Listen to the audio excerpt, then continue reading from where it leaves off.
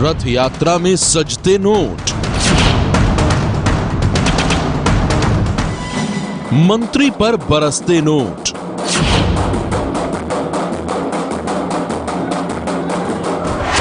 खाते में करोड़ों के काले नोट और ब्लैक मनी के खेल में होम डिलीवरी के नोट। नोटों की एक बड़ी खेप पुराने नोटों से नए नोटों में बदलवाई और फिर नए नोट अलमारी में बंद करके ब्लैक कर दिए। नोटबंदी के 50 दिन बाद करेंसी का करंट। नोटबंदी के बाद पहले करेंसी के लिए मारामारी थी और अब करेंसी मार रही है करंट, झटके दे रही है। ब्लैक मनी के धंधे में रोज हो रहे हैं एक के बाद एक नए खुलासे। जनधन खाते में अचानक आने वाला करोड़ों का काला धन, बैंक में नए पुराने नोटों की हेराफेरी, यह सब देखकर लोग हैरान हैं, परेशान हैं। सनसनी में आज करेंसी की कई चौंकाने वाली कहानियां होंगी, लेकिन सबसे पहले देखिए नोटों की रथ यात्रा। कैश की किल्लत के बीच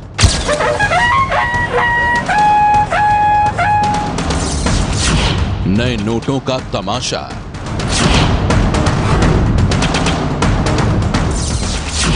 भक्ति की नौटंकी में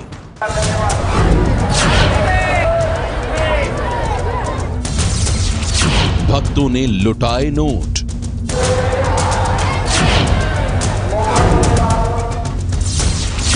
नए नए नोटों की रथ यात्रा।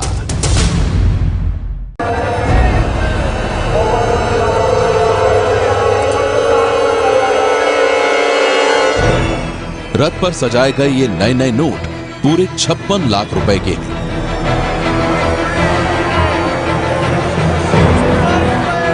ये रथ यात्रा निकली है महाराष्ट्र के सतारा में।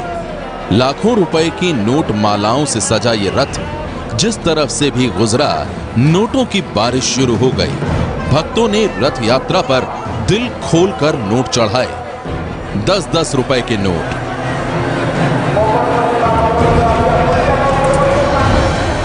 20-20 रुपए के नोट, 50 के नोट, 100 के नोट और 2000 के नोट।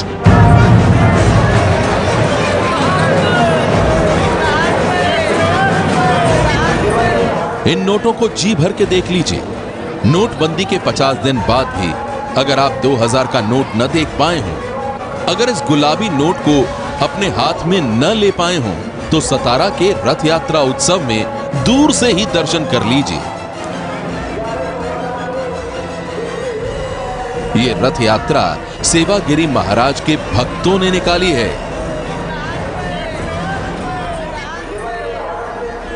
रथ उत्सव के दौरान सतारा की सड़कों पर अजब ही नजारा था। सेवागिरी महाराज के भक्त जिस अंदाज में नोट उड़ा रहे थे, उसे देखकर लगा नहीं कि देश में नोटबंदी लागू है। इन तस्वीरों को देखकर लगा नहीं कि नोटबंदी के 50 दिन बाद भी देश के ज्यादातर इलाकों में लोग 100-100 रुपयों के एटीएम और बैंकों की लाइनों में खड़े हैं। ऐसा लगता है कि यहां तो नोटबंदी का कोई असर हुआ ही नहीं। वहीं रथ यात्रा के आयोजकों का कहना है कि ये तो बरसों पुरानी परंपरा है। लोग हर साल इसी तरह नोट उड़ाकर अपनी श्रद्धा और भक्ति का इजहार करते हैं। या ठिकाणी अगदी 10 रुपयाच्या त्या, 50 रुपयाच्या त्या, 20 रुपयाच्या त्या, 100च्या त्या, 2000च्या त्या, 500 रुपयाच्या नोट आहेत त्या। नवीन नोट आहेत त्या सगळ्या। जुनी एक ही नोट नाही, जुनी एक ही नोट नाही याच्यावरती आलेली। अहो हे पैसा लोकांचा घाम गळणाऱ्या कष्टकऱ्यांचा पैसा आहे। अगदी मोलमजुरी रानात करणाऱ्या लोकांचा पैसा आहे। मी तुम्हाला म्हणत नाही का, मुलगा रडत असेल तर सुद्धा आई बाप त्याचे त्याला म्हणतात थांब जरा, जोपर्यंत रथाला मी नोटा बांधत नाही तोपर्यंत थांब जरा, काही खायच नाही प्यायचं नाही। अंतकरणापासून डोळे भरून माणसं सर्व महाराजांच्यावरती करतात, प्रेम आहे त्यांचं, त्यांची इच्छा पूर्ण होत आहेत। हे रथोत्सव हा आनंद सोहळा महाराजांचा जो आहे तो गोरगरिबांचा आहे। सेवागिरी महाराज का सतारा के पुसे गांव इलाके में मठ है। महाराज को नाथ संप्रदाय का अनुयायी माना जाता है। जब उन्होंने शरीर त्याग कर महासमाधि ले ली तो उनकी याद में हर साल रथ यात्रा निकाली जाती है। परंपरा के मुताबिक भक्त रथ को नोटों की मालाओं से भर देते हैं। हर साल की तरह इस बार भी रथ यात्रा उत्सव के दौरान लाखों रुपयों के नोटों की माला चढ़ाई गई। 10, 20, 100 और 500 के नोटों के साथ ही 2000 के नए नए नोटों की इतनी मालाएं चढ़ाई गईं कि आयोजक गिनते गिनते थक गए, लेकिन भक्तों का जोश कम नहीं हुआ। सनसनी के लिए सतारा से राहुल की रिपोर्ट।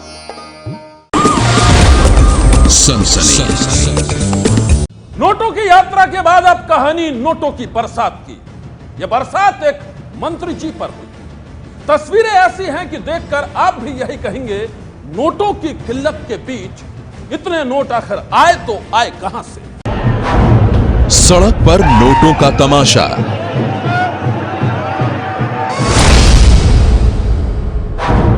ढोल नगाड़ों के बीच नोटों की बरसात।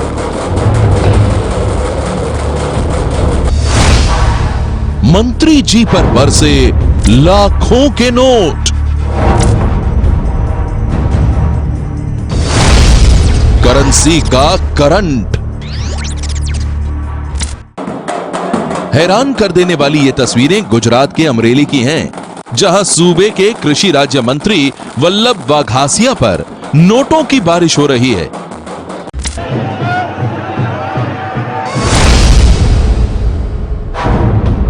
आप गिनते जाइए मगर गिन नहीं पाएंगे, क्योंकि ढोल नगाड़ों के साथ मंत्री जी के ऊपर नोटों की झड़ी लग गई है।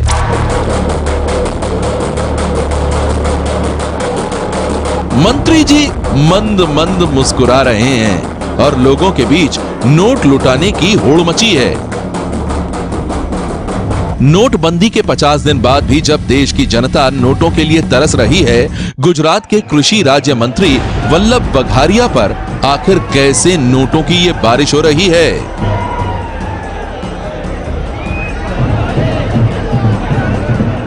यकीनन मंत्री जी पर बरसते नोटों को देखकर आप यही सोच रहे होंगे, जब देश की आम जनता अभी भी नोटों की लाइन में खड़ी नजर आती है तो मंत्री जी पर नोट लुटाने वाले ये लोग हैं कौन?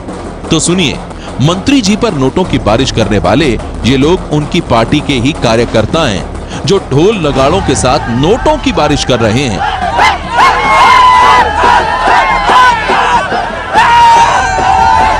और वजह है पंचायत चुनाव में मंत्री जी के चहेते उम्मीदवारों की जीत। ये देखिए, पंचायत चुनाव में सूबे के कृषि राज्य मंत्री वल्लभ वाघासिया के उम्मीदवारों की जीत के बाद कैसे जोर जोर से ढोल नगाड़े पीटे जा रहे हैं। चारों तरफ खुशी से झूमते लोग हैं। मंत्री जी के चेहरे पर भी जीत की खुशी है और फिर खुशियों की ये लहर देखते ही देखते करेंसी के करंट में बदल गई।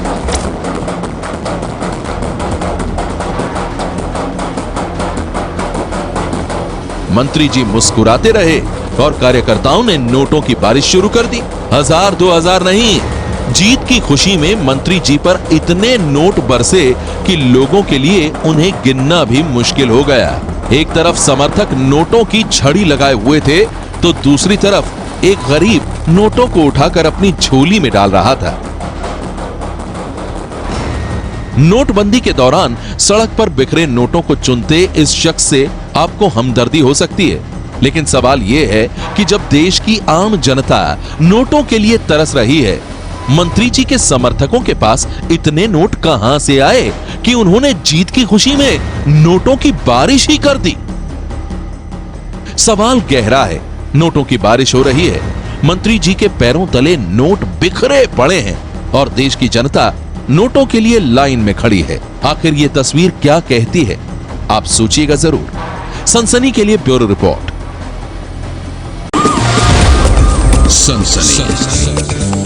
सनसनी में अब हम आपको दिखाने जा रहे हैं ब्लैक मनी के धंधे का सबसे बड़ा खेल। ऐसा खेल जिसके खिलाड़ी सफेद पोश हाई प्रोफाइल लोग थे। ब्लैक को व्हाइट करने की सेटिंग ऐसी थी कि नोटों की होती थी होम डिलीवरी। ये ब्लैक मनी के धंधे के सबसे बड़े और सबसे हाई प्रोफाइल नेटवर्क की कहानी है और इस कहानी के किरदार हैं शेखर रेड्डी, रोहित टंडन, पारसमल लोढ़ा और आशीष कुमार। कहानी 8 दिसंबर की रात से शुरू होती है जब चेन्नई के बिजनेसमैन शेखर रेड्डी के ठिकानों पर छापे में 170 करोड़ रुपया कैश और सोना मिला था। इसके 3 दिन बाद ही 11 दिसंबर को दिल्ली में बड़े वकील रोहित टंडन की लॉ फर्म TNT पर छापेमारी हुई और वहां 13 करोड़ 65 लाख रुपए मिले। अभी शेखर रेड्डी और रोहित की ब्लैक मनी की जांच चल ही रही थी कि 22 दिसंबर को कोलकाता के बिजनेसमैन पारसमल लोढ़ा को ईडी ने मुंबई में गिरफ्तार कर लिया। पारसमल लोढ़ा की गिरफ्तारी शेखर रेड्डी और रोहित टंडन के काले धन की सेटिंग करने के आरोप में हुई। ऐसा लगा कि शेखर रेड्डी, रोहित टंडन और पारसमल लोढ़ा की तिकड़ी मिलकर ही 250 करोड़ रुपए की ब्लैक मनी को व्हाइट को ब्लैक कर रहे थे। लेकिन कहानी में बड़ा ट्विस्ट 27 दिसंबर को तब आया जब दिल्ली में कोटक महिंद्रा बैंक के केजी मार्ग ब्रांच के मैनेजर आशीष कुमार की गिरफ्तारी हुई। खुलासा हुआ कि 250 करोड़ के काले खेल में तिकड़ी नहीं, चौकड़ी शामिल थी। गुरुवार सुबह वकील रोहित टंडन भी गिरफ्तार हो गया।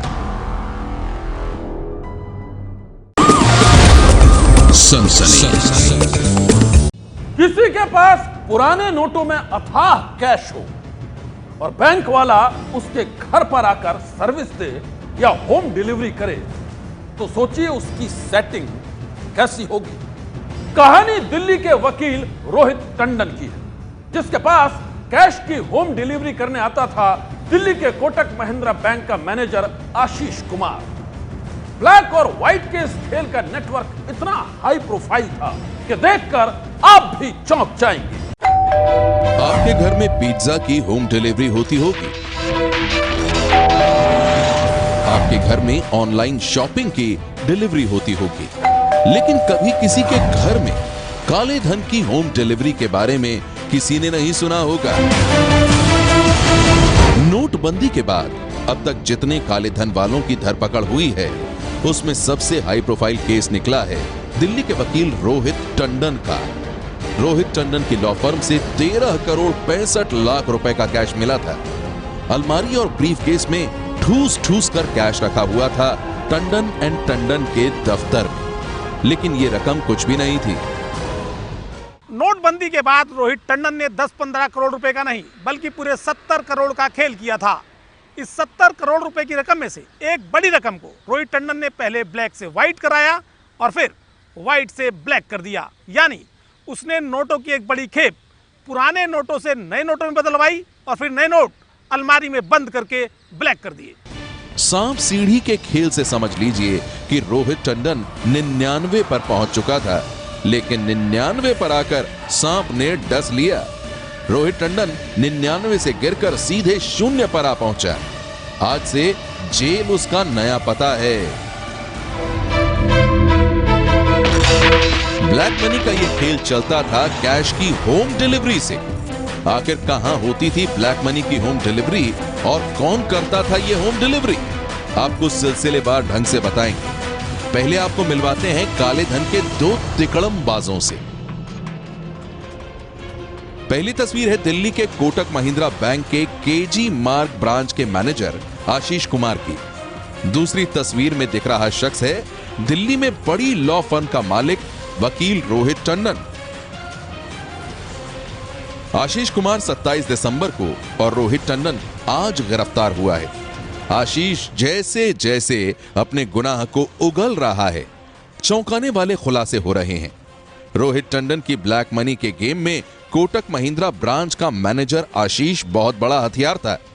आशीष पर आरोप है कि उसने रोहित टंडन के करोड़ों की ब्लैक मनी को व्हाइट कराया, लेकिन इसके लिए कभी रोहित टंडन को किसी बैंक जाने की जरूरत नहीं पड़ी।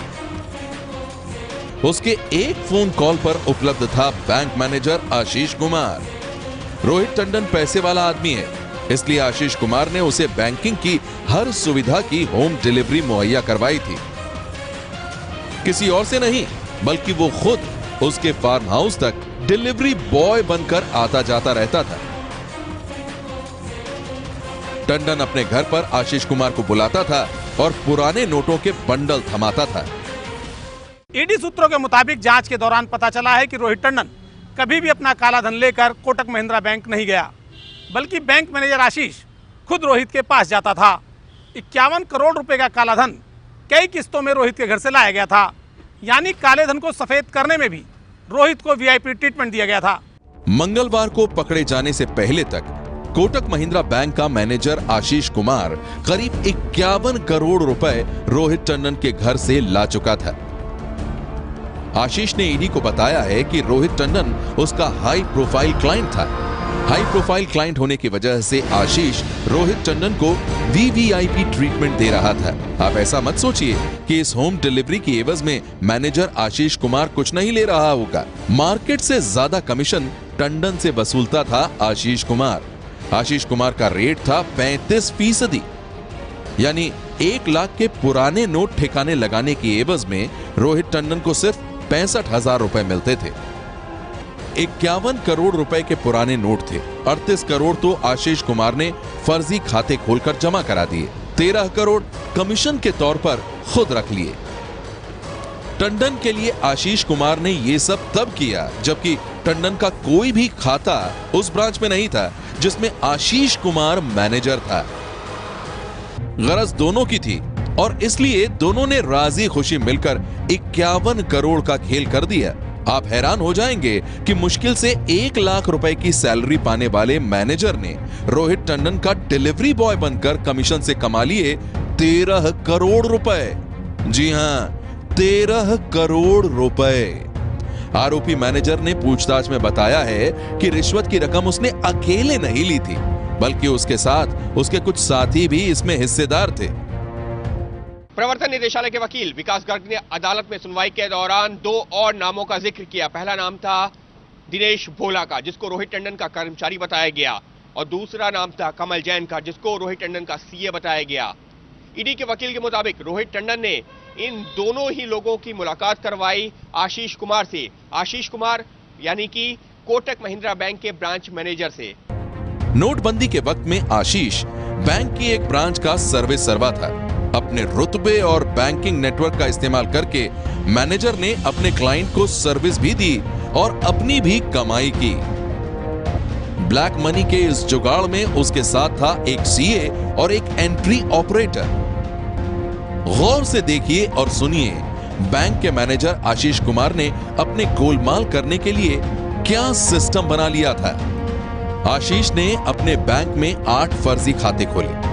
ये खाते आरके इंटरनेशनल, स्वास्तिक ट्रेडिंग और सपना ट्रेडिंग जैसी कंपनियों के नाम पर खोले गए। इन खातों में करीब 38 करोड़ रुपए के पुराने नोट जमा कराए गए। फिर इसने फर्जी नामों पर 34 करोड़ के डिमांड ड्राफ्ट बनाए। चाल ये थी कि 30 दिसंबर के बाद ड्राफ्ट बैंक अकाउंट में जमा हो जाते और कैश अकाउंट में आ जाता। इस गोलमाल से अगर अकाउंट में 34 करोड़ पहुंच जाते तो कैश भी हो जाते, लेकिन बदकिस्मती कहिए 30 दिसंबर से 4-5 दिन पहले आशीष कुमार का काला खेल बेपर्दा हो गया। वो खुद भी फंसा और रोहित टंडन भी फंसा। 34 करोड़ के ड्राफ्ट बनकर ही रह गए और अब दोनों जेल में हैं। दिल्ली की साकेत कोर्ट में पेशी के दौरान आशीष के वकील ने कहा कि डिमांड ड्राफ्ट बनवाने में क्या गलत हुआ है। खाते में पैसे जमा हो गए तो वो रिकॉर्ड में आ गया। नियम का उल्लंघन कहां हुआ? जिन खातों में पैसे जमा कराए गए वो पुराने खाते थे। रोहित टंडन के वकील ने अदालत में दलील देते हुए कहा कि रोहित टंडन प्रवर्तन निदेशालय के सामने मान चुके हैं कि उनके घर से जो पैसा मिला था वो उनका था, तो फिर आखिर ये गलत कैसे हुआ? और रही बात नोटबंदी के अध्यादेश की, तो उसमें ये कहीं नहीं लिखा कि एक शख्स कितनी बड़ी संख्या में पुराने और नए नोट अपने पास रख सकता है। तो फिर आखिर रोहित के खिलाफ मामला किस आधार पर दर्ज किया गया? कोलकाता का बिजनेसमैन पारसमल लोढ़ा भी रोहित टंडन के लिए ही काम कर रहा था। आशीष कुमार के पास काम था पुराने नोटों को ठिकाने लगाने का, जबकि नए नोट लाने का जिम्मा संभाला हुआ था पारसमल लोढ़ा ने। अभी तक इस रहस्य से पर्दा उठना बाकी है कि आखिर 70 करोड़ रुपए थे किसके। यह साबित नहीं हुआ है कि 70 करोड़ रुपए रोहित टंडन की काली कमाई थी या फिर किसी और की काली कमाई को आशीष के जरिए ठिकाने लगाने के लिए उसने भी कोई सुपारी ली हुई थी। एबीपी न्यूज को ईडी के सूत्रों ने बताया है कि शक है कि ये पैसे अफसर या नेता के हो सकते हैं। सनसनी के लिए दिल्ली से ओम प्रकाश तिवारी की रिपोर्ट।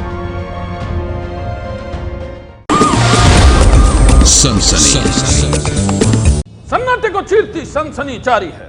आगे देखिए ब्लैक मनी का ऐसा खेल जिसने एक शख्स को रातों रात बना दिया करोड़पति।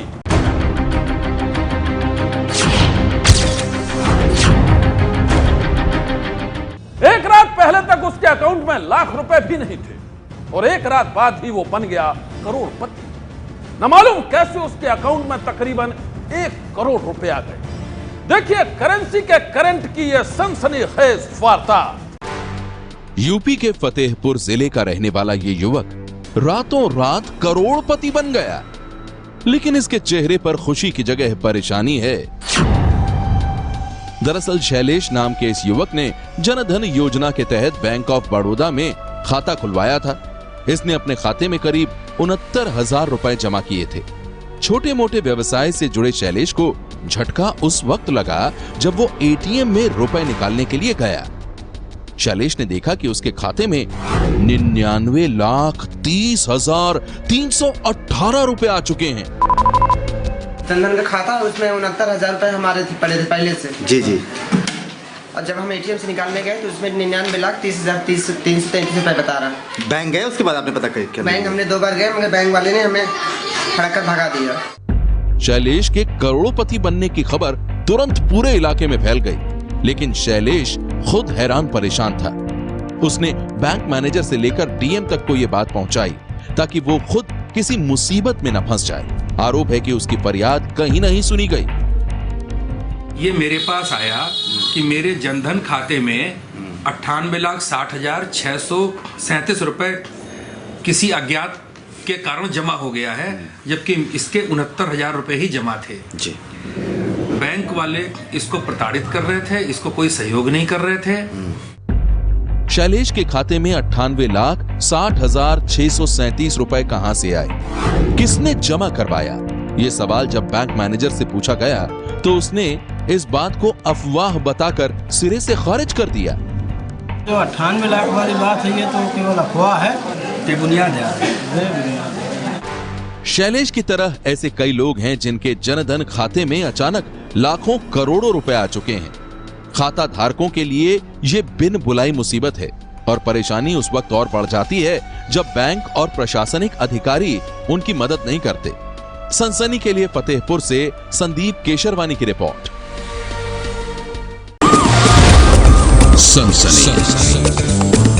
जनधन खाते में अचानक कहां से करोड़ों रुपए आ जाते हैं? कौन जनधन खाते के जरिए खेलता है ब्लैक मनी का खेल? सनसनी में आगे देखिए जनधन के ब्लैक गेम का खुलासा।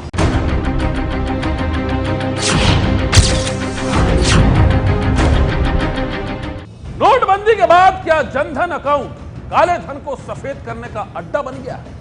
यह सवाल इसलिए क्योंकि 8 नवंबर के बाद जनधन अकाउंट में रुपए जमा और निकालने के जो आंकड़े आए हैं यकीनन वो बेहद चौंकाने वाले हैं। गरीबों के अकाउंट में बड़ी तादाद में रुपए जमा कराए गए। क्या सच में ये गरीबों के रुपए थे? जानने के लिए देखिए ये रिपोर्ट।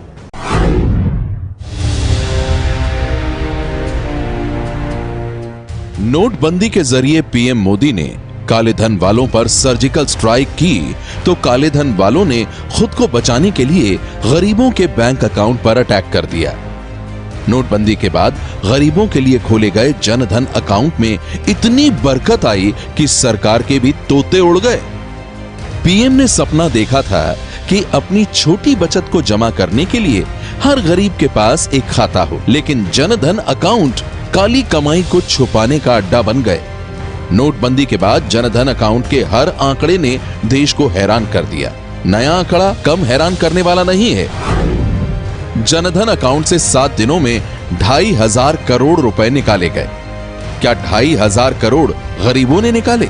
अगर गरीबों ने निकाले तो उनके पास जमा करने के लिए इतनी बड़ी रकम आई कहां से? इन सवालों के जवाब जैसे ही ढूंढने निकलेंगे वैसे ही शक काले धन वालों पर जाता है। जनधन खातों का गलत इस्तेमाल हो रहा है, इसकी भनक लगने पर प्रधानमंत्री ने काले धन के कुबेरों को चेतावनी दी थी, लेकिन उसका कोई खास असर नहीं हुआ।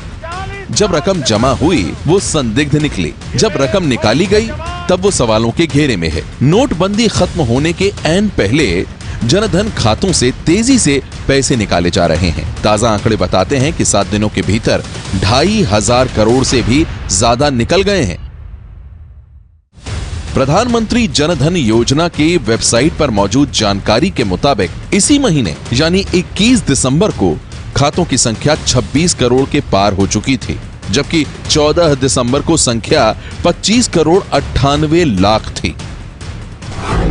जनधन खाते में जमा रुपयों पर नजर डालें तो पता चलेगा कि 14 दिसंबर को जमा रकम करीब 74,123 करोड़ रुपए थी। 21 दिसंबर को जमा रकम घटकर 71,000 करोड़ रुपए ही रह गई, यानी 7 दिनों में 2,500 करोड़ से ज्यादा जनधन अकाउंट से निकाल लिए गए। नोटबंदी लागू होते समय जनधन अकाउंट के लिए अलग नियम नहीं बने थे। तब काले धन वालों ने 49,000 रुपए में लाखों करोड़ों रुपए गरीबों के अकाउंट में जमा करा दिए। नियम है कि जनधन में 50,000 से ज्यादा रुपए जमा नहीं हो सकते हैं। जब सख्ती बढ़ी तो पैसा निकाला जा रहा है। नोटबंदी के बाद पहले 15 दिनों में ही जनधन खातों में 27,000 करोड़ रुपए से ज्यादा जमा हुए। वहीं अगस्त 2014 में योजना शुरू होने के बाद और नवंबर 2016 तक जनधन खातों में कुल बकाया रकम 45,000 करोड़ रुपए के करीब ही थी। जनधन खातों में एक साल में 50,000 रुपए से ज्यादा जमा नहीं कराए जा सकते।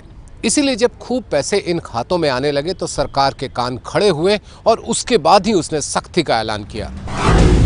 रिजर्व बैंक ने कहा कि जनधन खातों से एक महीने में 10,000 रुपए से ज्यादा नहीं निकाले जा सकते।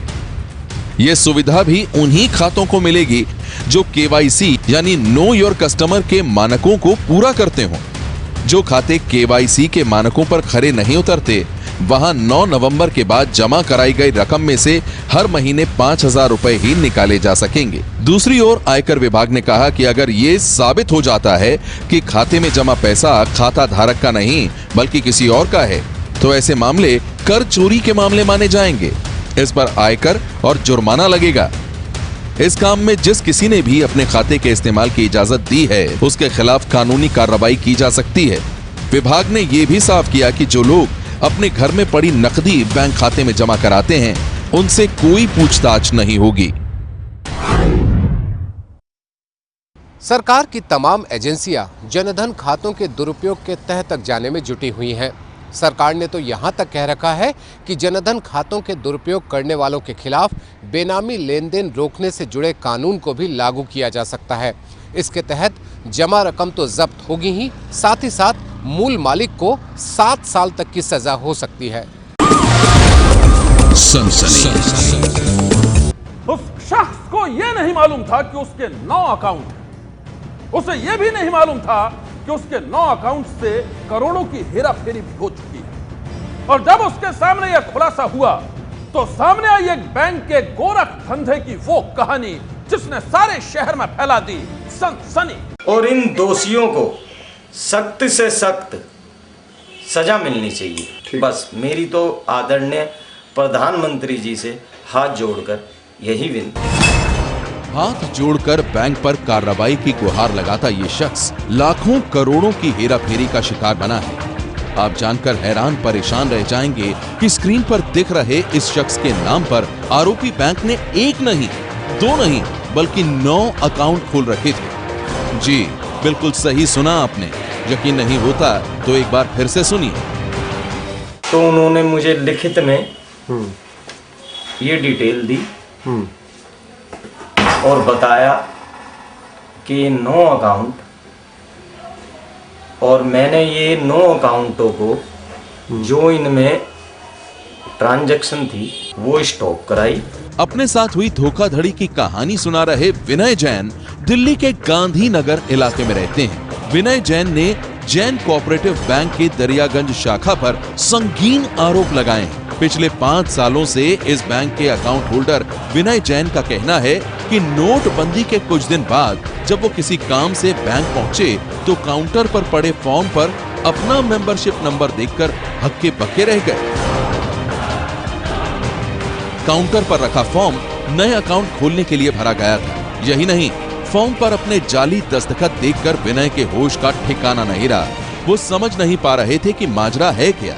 जब विनय ने मामले की छानबीन की तो सच्चाई जानकर वो सन्न रह गए। बिना उनकी जानकारी के उनकी पहचान और गवाही पर 9 अकाउंट खोल दिए गए और इन सारे अकाउंटों से किया गया है लाखों करोड़ों की हेराफेरी का संगीन जुर्म। देखिए, हमें कोई लिखित में तो बैंक ने या किसी ने, पुलिस ने या किसी ने बिल्कुल आश्वस्त करा नहीं, लेकिन जो उस टाइम हमें बताया गया वो हमें ये बताया गया कि लगभग 20 से 25 लाख रुपए का लेन देन इन फर्जी खातों से हुआ है। अपने साथ हुई धोखाधड़ी से हैरान विनय ने अपनी आप बीती बैंक के आला अधिकारियों को सुनाई, लेकिन रवैया गोलमाल करने वाला ही रहा। इंसाफ के लिए हताश विनय ने इसकी शिकायत इनकम टैक्स और दरियागंज थाने में कर दी। शिकायत के बाद अब काले कारनामे करने वाले इस बैंक पर इनकम टैक्स का छापा पड़ा है। दिल्ली के दरियागंज इलाके के जैन कोऑपरेटिव बैंक में फिलहाल इनकम टैक्स डिपार्टमेंट की रेड चल रही है। दरअसल इस बैंक में वित्तीय अनियमितताओं का मामला सामने आया है। विनय जैन जो कि इस बैंक में एक अकाउंट होल्डर है, उनके नाम से 9 फर्जी खाते खोले गए हैं, जिसकी जब इन अनियमितताओं का उन्हें पता चला तो उसकी उन्होंने जानकारी पुलिस में दी। पुलिस ने फिलहाल इसमें धोखाधड़ी का जो FIR है वो दर्ज कर लिया और फिलहाल इनकम टैक्स डिपार्टमेंट पूरे मामले की जांच में जुटा हुआ है। कैमरा पर्सन राजेश के साथ अंजलि सिंह, ABP न्यूज, दिल्ली। और अब कहानी शहर दर शहर नोटों के नए गुनाह की। ऐसा गुनाह जिसने लोगों को दिया करेंसी का करंट। गुलाबी नोटों का काला खेल,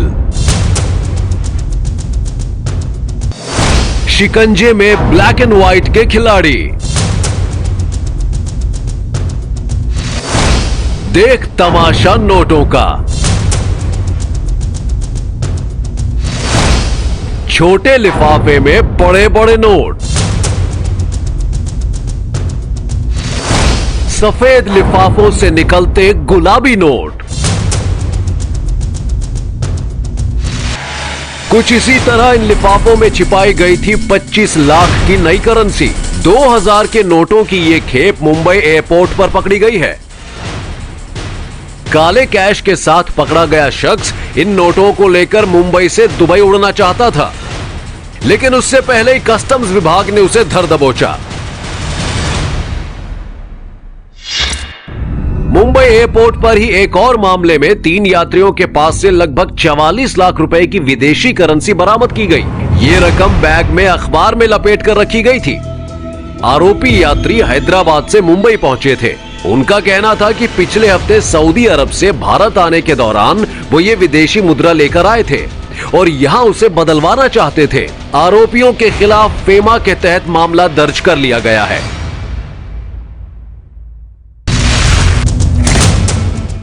आयकर विभाग ने बेंगलुरु से 45 किलोमीटर दूर तुमकुर जिला कोऑपरेटिव बैंक में छापा मारकर लगभग 50 करोड़ रुपए का कैश जब्त किया है।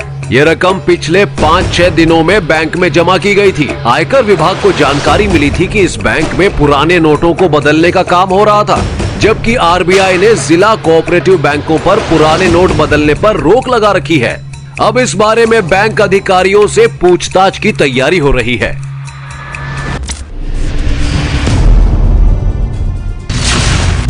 मुंबई के झावेरी बाजार इलाके में सर्राफा कारोबारियों के लिए काम करने वाली एक फर्म के मालिक को 48 लाख रुपए कैश के साथ पकड़ा गया। इसमें से 45 लाख रुपए 2000 की नई करेंसी में थे।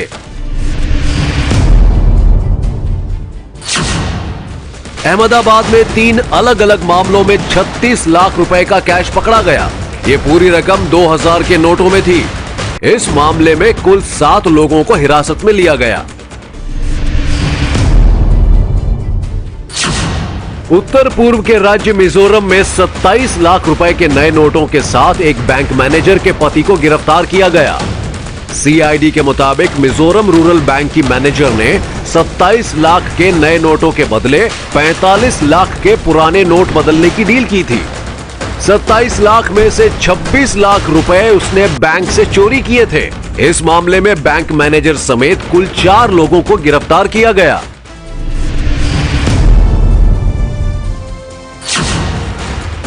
हैदराबाद में एक कारोबारी को 98 करोड़ का काला धन फर्जी तरीके से बैंक में जमा कराने के मामले में गिरफ्तार किया गया है। आज की सनसनी में बस इतना ही। आप रहिएगा होशियार। सन्नाटे को चीरती सनसनी फिर देगी दस्तक आपकी दहलीज पर।